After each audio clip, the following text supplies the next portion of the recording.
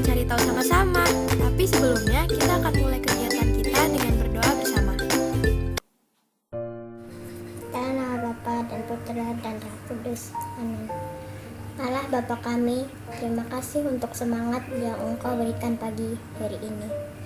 Kami berkumpul untuk bersama merayakan Yesus Kristus Putramu sebagai Tuhan dan Raja kami. Bimbing kami agar mampu selalu mendengar suaranya juga saat kami belajar melalui bina iman ini. Kemuliaan kepada Bapa dan Putra dan Roh Kudus seperti pada permulaan, sekarang, selalu, dan sepanjang segala abad. Amin. Dalam nama Bapa dan Putra dan Roh Kudus. Amin. Teman-teman, sekarang mari kita buka Alkitab kita dari Injil Yohanes bab 18 ayat 33 sampai 37. Teman-teman boleh mendengarkan atau membacanya langsung sendiri juga. Inilah firman Tuhan. Maka kembalilah Pilatus ke dalam gedung pengadilan, lalu memanggil Yesus dan bertanya kepadanya, "Engkau inikah Raja orang Yahudi?" Jawab Yesus, "Apakah engkau katakan hal itu dari hatimu sendiri? Atau adakah orang lain yang mengatakannya kepadamu tentang aku?" Kata Pilatus, "Apakah aku seorang Yahudi? Bangsamu sendiri dan imam-imam kepala yang telah menyerahkan engkau kepadaku. Apakah yang telah engkau perbuat?" Jawab Yesus, "Kerajaanku bukan dari dunia ini.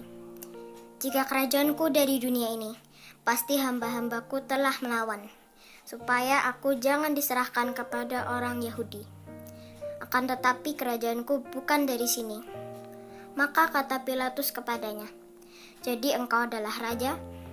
Jawab Yesus, "Engkau mengatakan bahwa aku adalah raja. Untuk itulah aku lahir dan untuk itulah aku datang ke dalam dunia ini, supaya aku memberi kesaksian tentang kebenaran. Setiap orang yang berasal dari kebenaran mendengarkan suaraku." Demikianlah Injil Tuhan. Terpujilah Kristus. Baik, kita sudah mendengar bersama bacaan hari ini. Sebelum membahasnya, kakak ingin bercerita ke kalian. Cerita ini adalah sebuah kisah nyata yang sempat viral beberapa tahun lalu dan terjadi di daerah Tiongkok. Jadi begini ceritanya. Ada seorang pemuda bersama dua orang temannya. Mereka ingin mencari pekerjaan, lalu mereka pergi ke kota. Mereka membawa bekal yang cukup untuk hidup mereka. Sampai di kota, mereka berusaha melamar ke banyak tempat. Tapi sayangnya, tidak ada satupun yang mau menerimanya. Mereka bertahan di kota itu, berharap ada satu pekerjaan yang bisa mereka dapatkan. Tapi sampai bekal mereka habis, mereka masih menganggur. Mereka tidak lagi punya makanan, kelaparan sepanjang hari. Mereka juga sudah tidak punya uang untuk sewa tempat tinggal, sehingga mereka terpaksa hidup menggelandang di jalanan. Nah, di situasi yang sangat sulit itu, datanglah seorang wanita penjual mie beserta suaminya. Ia merasa kasihan melihat ketiganya. Lalu ia memberikan mie dagangannya untuk mereka makan. Lalu menawarkan penginapan di tempat tinggal mereka yang sederhana. Wah, pemuda dan kedua temannya senang sekali. Mereka sangat tidak menyangka ternyata masih ada orang baik yang mau peduli dan sangat memperhatikan orang miskin dan susah seperti mereka. Bahkan di saat kondisi mereka pun tidak terlalu punya banyak harta. Nah, sambil merebus air panas untuk menghangatkan tubuh ketiga pemuda yang kedinginan tadi, pasangan penjual mie juga mencoba menelepon kenalannya untuk mencari-carikan pekerjaan. Sampai saat akhirnya pemuda dan teman-temannya cukup kuat untuk pergi, penjual mie itu pun masih sempat memberikan sedikit uang untuk ongkos perjalanan mereka kembali. Nah teman-teman, singkat cerita beberapa tahun kemudian, salah satu pemuda tadi karena kegigihan dan kerja kerasnya ia telah menjadi seorang pengusaha furniture yang sukses. Ia terkenang dengan sosok penolongnya di kala sulit dulu. Bertahun ia berusaha mencari dan melacak keberadaannya. Ia ingin bertemu dan berterima kasih kepadanya, karena tanpa pertolongannya saat itu, ia tidak mungkin menjadi seperti sekarang. Akhirnya, usahanya berhasil. Ia bertemu dengan penjual mie penolongnya. Ia sudah menyiapkan banyak sekali uang dan juga barang-barang mahal untuk diberikan kepadanya sebagai ungkapan terima kasih. Tapi apapun yang diberikan oleh pemuda sukses tadi, penjual mie menolaknya semua dengan halus. Ia mengatakan bahwa ia tidak memberikan bantuan saat itu untuk imbalan. Melihat pemuda itu sudah sukses, itu sudah membuatnya merasa sangat bahagia dan itu cukup baginya. Nah, karena tidak ada satupun hadiah yang mau diterima oleh penjual mie tadi, maka pemuda sukses yang bernama He Rongfeng akhirnya mengirimkan sebuah plakat besar kepada Tai Xingfen, penjual mie penolongnya. Plakat itu bertuliskan rasa terima kasih sebesar gunung. Dan wanita itu akhirnya menerimanya. Wah, sungguh menginspirasi ya kisahnya. Menurut teman-teman, apa ya kira-kira hubungannya dengan bacaan kita hari ini? Yuk kita coba untuk mencarinya. Sebelumnya teman-teman tentu masih ingat dong, Yesus datang ke dunia untuk melakukan tugas yang diberikan oleh Bapanya. Ia taat sampai wafat di salib untuk keselamatan kita umatnya.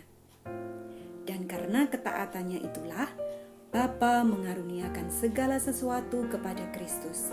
Ia menjadi raja atas segala makhluk. Yesus ingin kita sebagai umatnya juga bisa turut merasakan sukacita dalam kerajaannya. Tapi ada syaratnya untuk itu loh. Apa itu? Ya, kita harus mendengarkan suaranya. Yesus sudah memberi contoh sepanjang hidupnya di dunia. Ia menghadirkan kerajaan Allah dengan kebaikan, kasih, kelemah lembutan, dan juga pengampunan. Itulah suara kebenaran yang ingin Yesus sampaikan. Dalam kisah pemuda yang sukses tadi, wanita penjual mie dengan tulus telah berbuat kasih, membantu dengan semua yang dimilikinya supaya orang yang membutuhkan itu tetap selamat dan bisa melanjutkan hidupnya. Ia telah menghadirkan kerajaan Allah bagi orang lain. Yesus juga telah memberi semuanya, termasuk nyawanya. Ia tidak menginginkan apapun dari kita sebagai balasannya. Ia hanya ingin kita hidup selamat dan bahagia. Meskipun Yesus tidak mengharapkan balasan kita, tetapi kita yang telah diselamatkannya bisa selalu bersyukur kepadanya. Seperti pemuda sukses tadi yang terus berusaha mencari penolongnya dan berupaya dengan segala cara untuk menunjukkan rasa terima kasihnya, kita pun diajak untuk terus datang kepada Yesus penyelamat kita untuk mempersembahkan yang terbaik lewat perbuatan kasih kita kepada siapapun juga, terutama yang membutuhkan pertolongan. Mari kita turut menghadirkan kerajaan Allah di dunia dan bersorak melambungkan segala hormat, syukur dan pujian hanya bagi Yesus Tuhan Raja kita.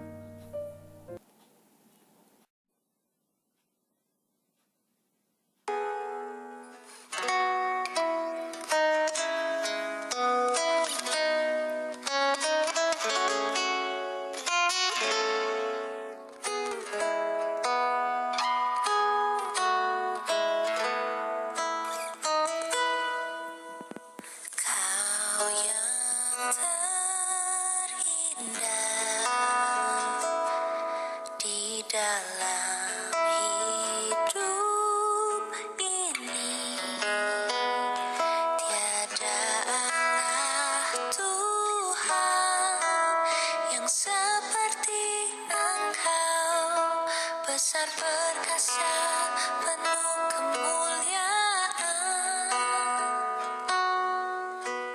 Kau yang termanis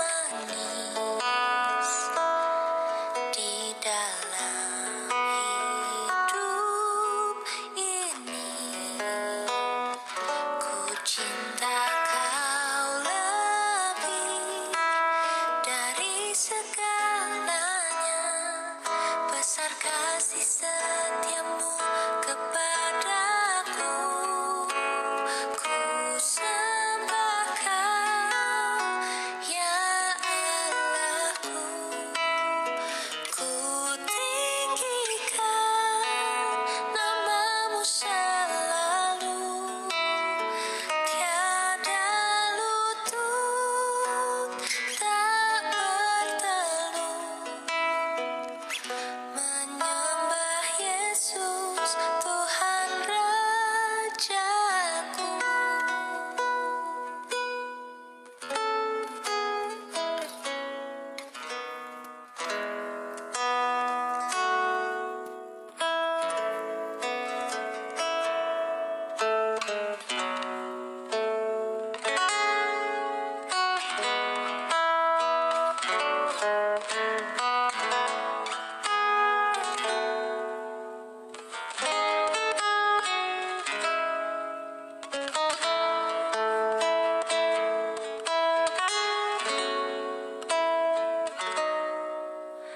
Kau yang termanis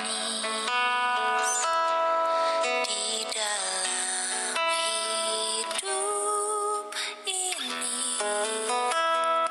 Ku cinta Kau lebih dari segalanya. Besar kasih setiamu kepadaku. Ku sembah Kau, ya Allahku. Ku tinggikan nama-Mu selalu. Tiada lutut tak bertelut menyembah Yesus Tuhan Rajaku. Ku sembah Kau, ya Allahku. Ku tinggikan nama-Mu selalu. Tiada lidah tak mengaku Engkaulah Yesus Tuhan Rajaku. Menyembah Yesus Tuhan Rajaku. Engkaulah Yesus Tuhan Rajaku.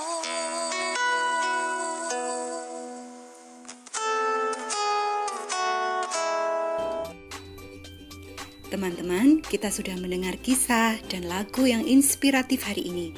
Dan sekarang kita tahu, kita pun bisa turut menghadirkan kerajaan Allah bagi sesama kita dan memuliakan nama Tuhan.